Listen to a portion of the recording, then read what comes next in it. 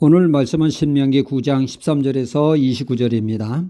사자성어로 타산지석이라고 하는 말이 있습니다. 타산지석의 유래는 시조라고 하죠. 시경이란 시조에 쓰여 있기를 다른 산 보잘것없는 돌이라도 옥을 갈 수 있음이로다. 즉 타산지석은 다른 산에서 나는 나쁜 돌을 가져다가 숫돌을 쓰면 내가 가지고 있는 옥을 가는데 유용하게 쓸 수 있다는 것을 의미합니다.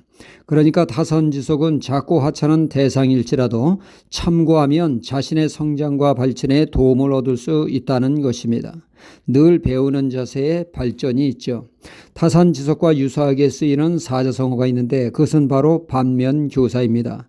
반면교사는 다른 사람의 사소한 언행이나 실수라도 나에게는 커다란 교훈과 도움이 될 수 있다는 것입니다. 오늘 말씀은 반면교사의 형식을 띠고 있음을 알 수가 있습니다. 애굽에서 출애굽해서 광야에 유리방하다가 죽은 이스라엘 1세대의 잘못된 신앙을 조목조목 언급하고 있습니다. 왜 그들이 하나님을 진노 가운데 죽었는지 말씀하고 있죠. 이스라엘은 호렙산 시내산에서 하나님께로부터 십계명을 받는 기간에 이를 잠잠히 기다리지 못하고 이스라엘 백성들은 우리의 지도자 모세가 행방불명되었다고 하면서 이스라엘은 아론을 중심으로 그들을 인도할 금송아지 우상을 만들어 축제를 벌이게 됩니다. 이는 하나님이 그토록 막으시는 우상을 섬김으로 하나님의 진노를 사게 되었습니다. 이를 본 모세는 격분하여 십계명을 깨뜨리게 되었고 회중들은 3,000명이나 죽어나가는 진노가 임하게 되었습니다. 그 금송아지를 불살라 가루를 내어 흐르는 시냇물에 뿌리게 되죠. 이 사건은 광야에서 태어난 이스라엘 2세에게 모세가 들려주는 것은 우상은 섬김의 대상이 아니라 철저히 깨어부숴 가루로 만들어야 할 존재라는 것입니다. 결코 우상은 섬김의 대상이 아니라고 너희들도 우상 섬김으로 하나님을 진노케 하는 일이 없도록 주의하라는 말씀입니다. 이어 모세는 22절에 다베라 사건을 언급하고 있습니다. 이는 민수기 11장 1절로 3절에 기록되어 있는 사건이죠. 백성이 여호와 들으시기에 악한 말로 원망하며 여호와께서 들으시고 진노하사 여호와의 불로 그들 중에 붙여서 진 끝을 사르게 하시며 사람들의 죽는 일이 발생하게 됐습니다. 원망 또한 무시 못할 죄가 된다는 것입니다. 고로 함부로 원망 불평하지 말고 언어로 하나님 앞에 범죄를 짓지 않도록 교훈 삼으라는 것입니다. 22절에 마사 사건을 언급합니다. 이는 출애굽기 17장 1절로 7절의 말씀입니다. 이스라엘이 신광야를 떠나 르비딤에 당도하여 그곳에 장막을 치게 됩니다.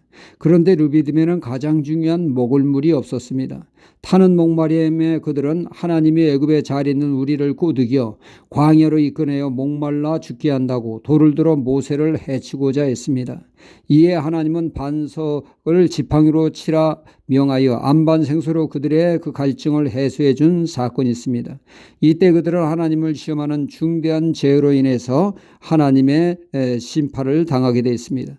그 어떤 상황에도 눈앞의 어려움에 하나님을 불신하며 그분의 신실하심을 의심하는 일이 없도록 하라는 것이죠. 22절에 기브롯 핫다 사건을 말씀하고 있습니다. 하나님은 이스라엘 백성들이 이고지고 온 양식이 떨어져 꼼짝없이 굶어 죽을 때 하나님은 하늘 양식 만나를 내려주심으로 그들의 식량 문제를 해결해 주셨습니다. 그런데 이들은 만나를 주신 하나님께 감사하기는커녕 줄수록 앙앙댑니다.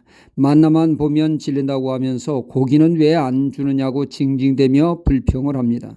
하나님은 한 달간 메추라기를 주셨으나 주동자들은 고기 맛을 보기도 전에 죽임을 당하게 되었습니다.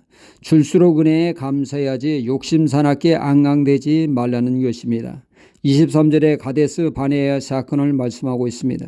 그 유명한 10명의 정탐꾼의 불신앙적 보고가 이스라엘 백성들의 사기를 저하시키므로 하나님의 뜻에 반기를 들게 하므로 그들은 38년간 광야를 유리방하는 징벌을 당하게 됐던 것입니다.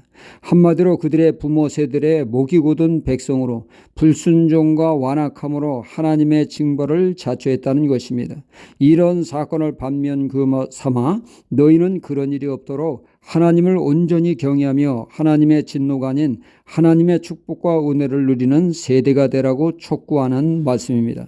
우리도 남들의 잘못을 보고 손가락질하다가 우리도 동일한 잘못을 범하는 것이 아니라 남들의 죄를 보고 남의 허물을 보고 저 모습이 내 모습이다 반면교사 삼음으로 우리의 신앙의 발전과 성장의 계기로 삼아야겠습니다. 할렐루야.